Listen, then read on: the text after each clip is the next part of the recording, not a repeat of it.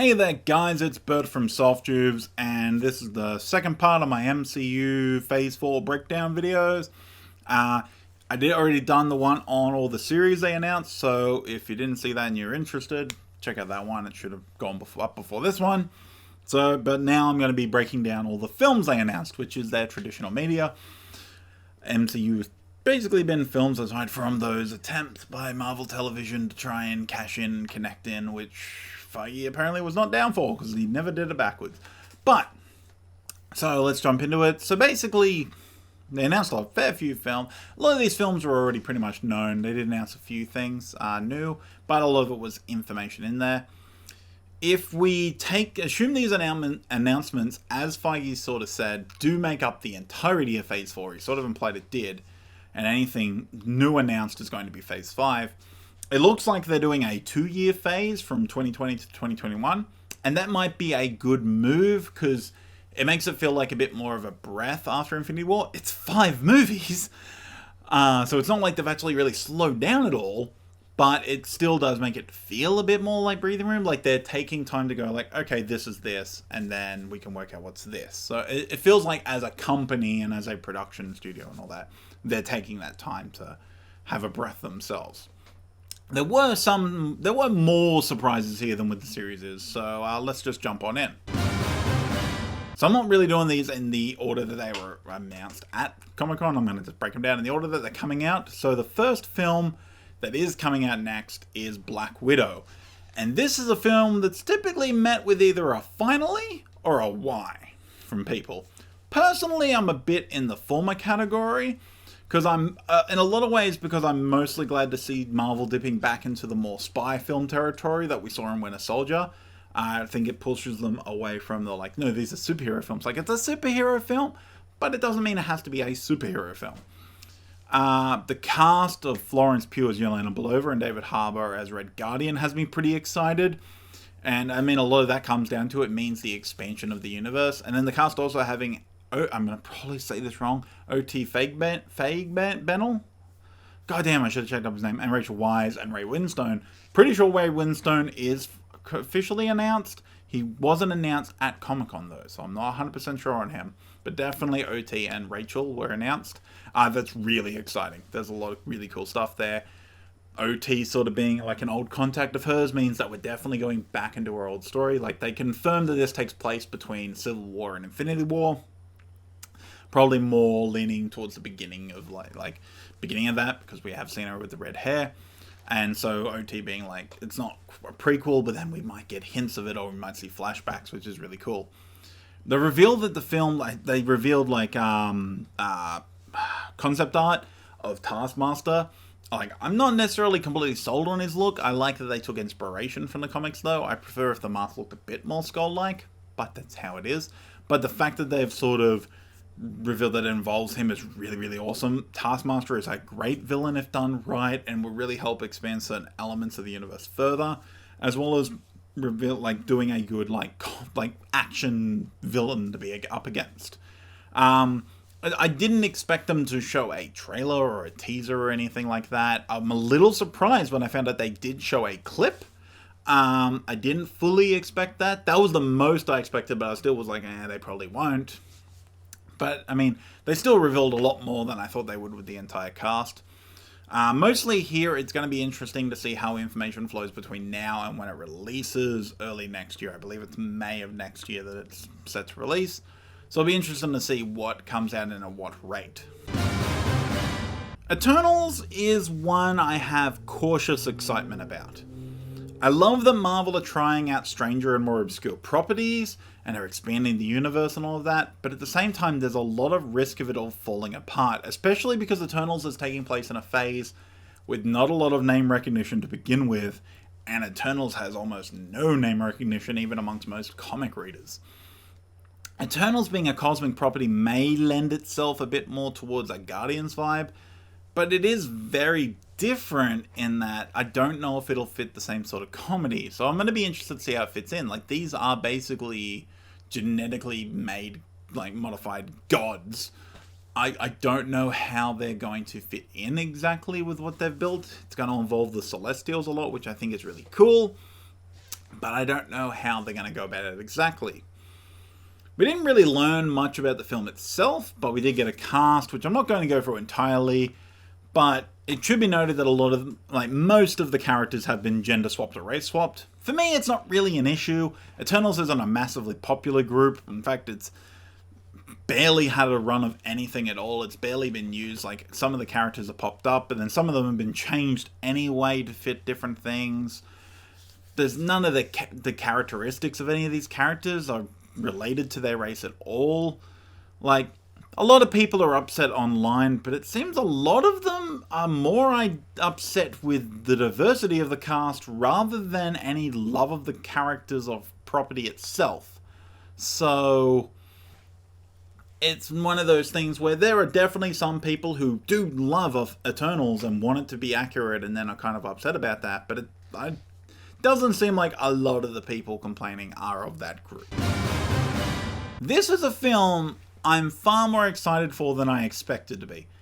Perhaps it's because we're seeing the real Mandarin on screen. Perhaps it's because I love seeing indie directors getting big films like this. Perhaps it's because Simu Liu's excitement over being Shang-Chi is just so damn infectious and wonderful to watch. It's probably all of those things and more. I am really interested to see how Marvel are going to tackle a more kung fu type of film. They do action, but they do a very specific kind of action for the most part. And so hopefully this is another one that leads into them doing more varied genres, as they have properties across all types, so it would be awesome to see on screen. It is another one that has a bit of risk in that it's another very unknown property that sort of and it's coming out very close to Eternals, so they're the same year, so if one doesn't go so great, maybe it's not going to work out. Oh no, they come out, it's the first one of 2021, sorry. So it comes out right after, though. It's very early after, so if people are already sort of fading off, this is sort of going to completely lose them. Hopefully they can show something that's really incredible. But yeah, there's going to be a lot of eyes on this film, and a lot of people hoping it fails for numerous reasons. So personally, I'm hoping it does really well, because this is a chance for them to do something different and then keep doing something different. But we're going to have to just see how this sort of rolls out. This has me interested. When the first Doctor Strange came out, I was really curious why they didn't take more advantage of the fact that they hired a horror director. It was with Scott Derrickson, you hired it, maybe, I don't know if he's the best horror director, I haven't seen a lot of his stuff, but you hired a horror director, take advantage of that. But he did reveal this is going to be their first attempt at a scary film, so that has me keen. I did like the way, someone shouted out, is it going to be R? And Feige was like, no, it's going to be PG-13 and you're going to like it. A little bit of confidence there, I believe, arrogance almost. But PG-13 doesn't mean horror is going to be bad or it's not going to be scary. It means it'll probably rely a bit more on atmosphere and foreboding rather than gore or jump scares. But it absolutely can still work totally fine as a PG-13. It'll be really interesting how they sort of walk that line, especially with Benedict talking about how they still want to bring in a lot of the humor from the first one, but juxtapose that with the more horror elements. It's also very interesting that Feige seemed to confirm a full-on proper multiverse with this film, talking about how just because Mysterio lied in Spider-Man doesn't mean there isn't actually a multiverse. I didn't expect this title to mean there actually was a multiverse, necessarily. I thought it was going to be different realms and, mental dimensions and things like that. But if this is the way they're going, then this is the way they're going, essentially, and I think it can work really well. It does open up a lot. Having a proper multiverse means that there is so much to explore in the future and look at and talk about. Bringing Scarlet Witch in, because it was announced that Scarlet Witch is going to be a big part of this film. It's a nice move as well. And it seems like they're definitely going more for the mystical, magical side of her powers. It'll be interesting to see how they tackle that. The fact that WandaVision ties into this directly could lead to some really great development for it. I'm not really expecting it, but hopefully it doesn't end up feeling like you have to watch WandaVision to fully understand Multiverse of Madness, because that's a big risk when they do these connected things. I know some people feel like they can't watch certain films because they haven't watched other films. Like, Endgame, you definitely couldn't watch without having seen Infinity War, which is kind of expected, but it also would have been, you kind of needed to see a couple other films before it to fully understand things and all the characters. So hopefully this one works out. I love Doctor Strange. I enjoyed the previous film. I didn't think it was the best film, but I really enjoyed the first film. I kind of want to watch it again. Hopefully this one can really embrace what Doctor Strange is and that quirkiness and strangeness and horror aspects. I am so damn keen for this. I loved Ragnarok. I love Taika Waititi. To get more of that kind of thing is a dream for me. Like, it's going to be really interesting to see where the characters go following Endgame, particularly since this takes place, according to James Gunn, takes place before Guardians 3, and Thor was last seen taking off with them. So it'll be interesting to see how that sort of all plays in together. I do hope that Tessa's comments about Valkyrie needing a queen don't end up being just pure lip service, since at this point Marvel is pretty much in J.K. Rowling territory of trust us, these characters are gay, even if they don't do anything to even slightly hint at that, and there's straight relationships galore.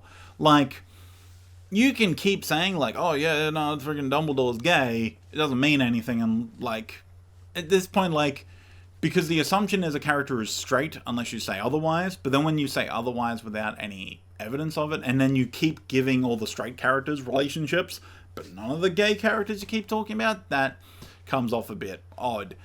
And so hopefully that actually, like, she doesn't need to find her queen. I don't expect that to be part of the movie, but it would be nice to actually get to see her even just flirt with a woman or just acknowledge that fact, like any of the straight characters would.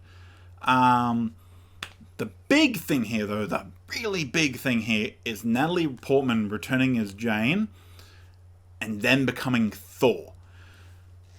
That run of comics by Jason Aaron is phenomenal. I really love that story. It's really awesome to read that, like, hear that Taika was reading that while making Thor Ragnarok and really wanted to do that stuff. I'm really curious how they're going to go about it given everything, but given the fact that this is Taika, it's going to be a fun ride no matter what, and I am just down for it. This movie is going to be phenomenal. Ragnarok is maybe the best film in the MCU. It's definitely up there. It's either best or second best for me, and so friggin' let's just jump into this. Like, the title looks awesome, everything looks awesome about this. I'm really curious what they're going to do and just how weird Taika can get with it, because goddamn, he's an amazing man. Now, this one was a big surprise. Both the film and the casting of Mahershala Ali as Blade. Like, that was pretty much the only information revealed. He put on a hat, it said Blade, they threw up the thing. But it's still pretty major. I've talked a lot about, across both of these videos, about things potentially opening up new parts of the MCU. Blade is one who really opens up things in a major way because he doesn't really fit in with the MCU that we've seen so far. He fights vampires and is all like underground darkness. This will definitely, as far as I can tell, be following off the scarier tone of Multiverse of Madness, and I think that's part of the reason that they were willing to let Derrickson make a scarier film there, even if it's not a full-on horror like some people might want. I think they're definitely using that as a lead-in. Though I don't think I could even guess in exactly what ways that's going to take as yet. Like, I don't think I could accurately in any way say, like, oh, it's going to be like this, or it's going to be like that. Mahershala is a fantastic actor, though, and the fact that Feige revealed that he contacted Marvel Studios directly after winning two Emmys? Trophies all messed up in my head. But like, he's won 2 awards, and he was like, Marvel, I want to be Blade. That is so damn cool and exciting. It's very similar to Simu Liu for Shang-Chi being like just like tweeting, just like, yeah, and then like, oh, you're friggin' Shang-Chi. Like, this is him just being like, no, I want to be Blade. Because it shows that he has a passion about that character. He picked Blade. He didn't like go to an audition, like, maybe this will be cool. He rang them and said, I want to be Blade. And that shows that he at least has a passion. That usually leads to better films. Sometimes it cannot. But it should hopefully lead to something really good here. So that's kind of like a wrap up of everything they did reveal. Feige was also very clever in quickly name dropping everything they didn't actually announce here. Black Panther 2, Guardians 3, Captain Marvel 2, Fantastic Four, and the introduction of mutants. I doubt anyone really expected them to talk about the last two especially. I kind of thought one of the first three we might also get. But the last two I was like, we're not going to see them at least for another couple years anyway. There is rumour about them that they'll talk about them at D3. I personally very much doubt it. I don't think we're really going to get a lot of new stuff at D3. I think they're going to reveal more about what we've got here. I could be entirely wrong. I do think if they're going to reveal anything new, it'll be about one of those first three sequels. It'd be Black Panther, Guardians, or Captain Marvel, if they reveal anything new. But yeah, they could entirely focus D3 instead of being on the new Phase 4 on like Phase 5 and beyond. That could entirely be where they go. I think they also talked about Spider-Man too, actually, now I'm thinking of it. Pretty sure he name dropped like the third Spider-Man as well. Unsurprisingly though, I am excited about pretty much all of this. Even if I have some concerns, I am a Marvel fan. I don't like the films as much as the comics, but there is still something about seeing those characters on screen and being able to share the thing that I love, not only with people, just people in general who have really sort of gone on to this, but also friends and family who aren't into comics. Like, there are people I know who would never really understand this stuff who now will ask me questions and have a love of these characters that I can now share with them in a way that I could never before. As long as Marvel Studios keep up the quality they have so far, at the very least they're going to be very enjoyable films and shows. This phase will ultimately be a test of whether Marvel has ultimate draw power though, and I think they know that. So we're just going to have to see how it all pans out, because it's not an accident they picked a lot of obscure titles for this phase. This is them coming straight off Endgame, biggest film in the world right now, going, let's see how much power we have. And it's going to be interesting to see if they still do have that power. Alright guys, thanks for watching. Hopefully this was interesting in some way. Let me know what your thoughts of all these films are, and Phase 4 and Phase 5 and all that in the MCU in general in the comments below. If there's any of these films you're excited for, if there's any you're not, I expect things like Eternals and probably Shang-Chi have people less excited, since they're not really known at all. And they didn't really reveal a lot here to necessarily get people excited. The biggest thing about Eternals was that it had a big cast. The biggest thing about Shang-Chi for a lot of people is the Mandarin. So it'll be interesting to see whether you guys have your own thoughts on those sort of things. If you liked this video, hit the like button. If you didn't like it, hit the dislike button. As I mentioned before, if people seem to like this, I might do more breakdowns and news sort of things in the future. And if you're new to the channel, you're stuck through to the end, again, thank you. Hit that subscribe button if you want more of this stuff and reviews and things. And if you really want to know when stuff comes out, you hit the bell and it does the thing where it'll let you know. But anyway, guys, thanks for watching, and I will see you in the next video.